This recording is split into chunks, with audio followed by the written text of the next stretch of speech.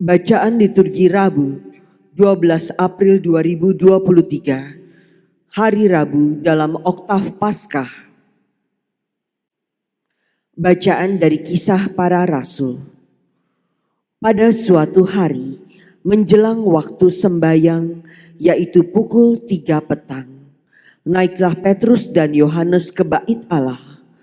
Di situ ada seorang laki-laki yang lumpuh sejak lahirnya, sehingga ia harus diusung. Tiap-tiap hari orang itu diletakkan dekat pintu gerbang bait Allah yang bernama Gerbang Indah untuk meminta sedekah kepada orang yang masuk ke dalam bait Allah. Ketika orang itu melihat bahwa Petrus dan Yohanes hendak masuk ke bait Allah, ia meminta sedekah. Mereka menatap dia dan Petrus berkata, "Lihatlah kepada kami." Lalu orang itu menatap mereka dengan harapan akan mendapat sesuatu dari mereka. Tetapi Petrus berkata, "Emas dan perak tidak ada padaku, tetapi apa yang kupunyai, kuberikan kepadamu. Demi nama Yesus Kristus, orang Nazaret itu, berjalanlah." Lalu Petrus memegang tangan kanan orang itu dan membantu dia berdiri. Seketika itu juga kuatlah kaki dan mata kaki orang itu. Ia melonjak berdiri lalu berjalan kian kemari dan mengikuti Petrus dan Yohanes ke dalam bait Allah. Ia berjalan dan melompat-lompat serta memuji Allah. Ketika seluruh rakyat melihat dia berjalan sambil memuji Allah, mereka mengenal dia sebagai orang yang biasanya duduk meminta sedekah di gerbang indah bait Allah. Maka mereka takjub dan tercengang tentang apa yang telah terjadi padanya. Demikianlah sabda Tuhan. Syukur kepada Allah. Biarlah bersuka hati orang-orang yang mencari Tuhan. Biarlah bersuka hati orang-orang yang mencari Tuhan. Bersyukurlah kepada Tuhan, serukanlah namanya. Maklumkanlah perbuatannya di antara bangsa-bangsa. Bernyanyilah bagi Tuhan, bermazmurlah baginya. Percakapkanlah segala perbuatannya yang ajaib. Biarlah bersuka hati orang-orang yang mencari Tuhan. Bermegahlah dalam namanya yang kudus. Biarlah bersuka hati orang-orang yang mencari Tuhan. Carilah Tuhan dan kekuatannya. Carilah selalu wajahnya. Biarlah bersuka hati orang-orang yang mencari Tuhan. Hai anak cucu Abraham hambanya. Hai anak-anak Yakub pilihannya. Dialah Tuhan Allah kita, ketetapannya berlaku di seluruh bumi.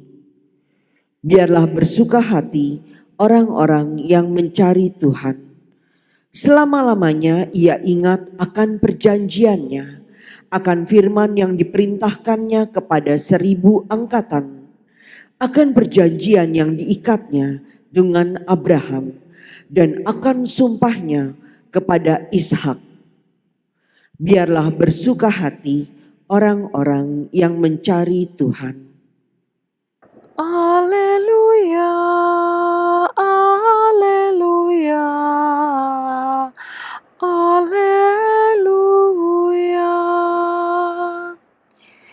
Inilah hari yang dijadikan Tuhan. Marilah kita bersorak-sorai dan bersukacita karenanya. Alleluia, alleluia, alleluia.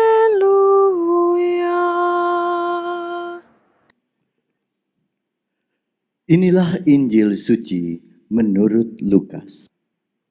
Dimuliakanlah Tuhan.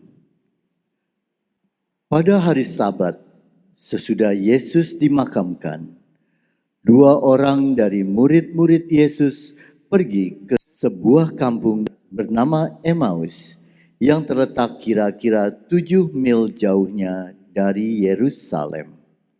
Dan mereka bercakap-cakap tentang segala sesuatu yang telah terjadi. Ketika mereka sedang bercakap-cakap dan bertukar pikiran, datanglah Yesus sendiri mendekati mereka, lalu berjalan bersama-sama dengan mereka. Tetapi ada sesuatu yang menghalangi mata mereka, sehingga mereka tidak dapat mengenal Dia.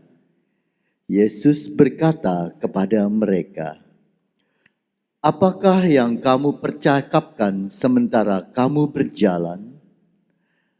Maka berhentilah mereka dengan muka muram. Seorang dari mereka, namanya Kleopas, menjawabnya, "Adakah engkau satu-satunya orang asing di Yerusalem yang tidak tahu apa yang terjadi di situ pada hari-hari belakangan ini?" Katanya pada mereka, "Apakah itu?" Jawab mereka, "Apa yang terjadi dengan Yesus orang Nazaret? Dia adalah seorang nabi yang berkuasa dalam pekerjaan dan perkataan di hadapan Allah dan di depan seluruh bangsa kami. Tetapi imam-imam kepala dan pemimpin-pemimpin kami telah menyerahkan dia untuk dihukum mati, dan mereka telah menyalibkannya. Padahal kami dahulu mengharapkan bahwa dialah yang datang untuk membebaskan bangsa Israel. Tetapi sementara itu telah lewat 3 hari sejak semuanya itu terjadi, dan beberapa perempuan dari kalangan kami telah mengejutkan kami. Pagi-pagi buta mereka telah pergi ke kubur dan tidak menemukan mayatnya.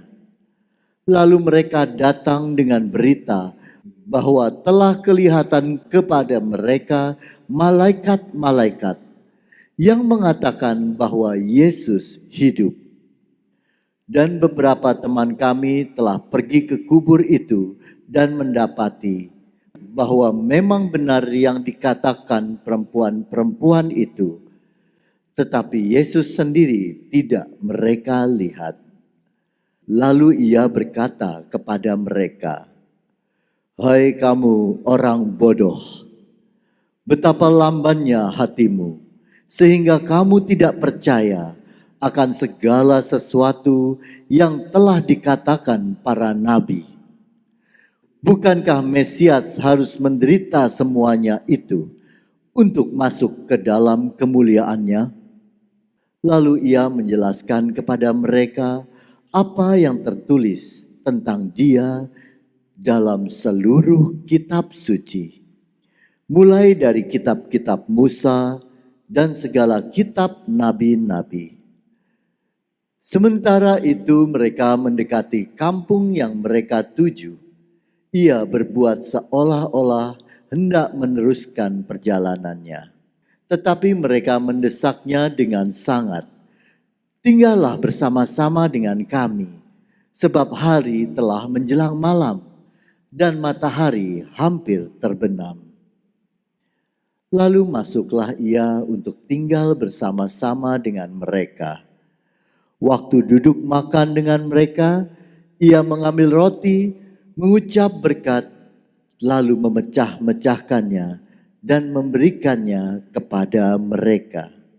Ketika itu terbukalah mata mereka dan mereka pun mengenal dia. Tetapi Yesus lenyap dari tengah-tengah mereka.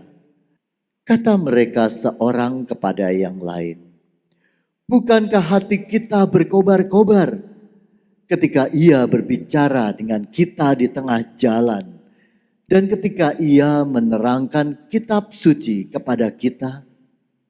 Lalu bangunlah mereka dan terus kembali ke Yerusalem. Di situ mereka mendapati ke-11 murid itu. Mereka sedang berkumpul bersama-sama dengan teman-teman mereka. Kata mereka kepada kedua murid itu, "Sungguh, Tuhan telah bangkit dan telah menampakkan diri kepada Simon." Lalu kedua orang itu pun menceritakan apa yang terjadi di tengah jalan dan bagaimana mereka mengenal Yesus pada waktu ia memecah-mecahkan roti. Demikianlah sabda Tuhan. Terpujilah Kristus.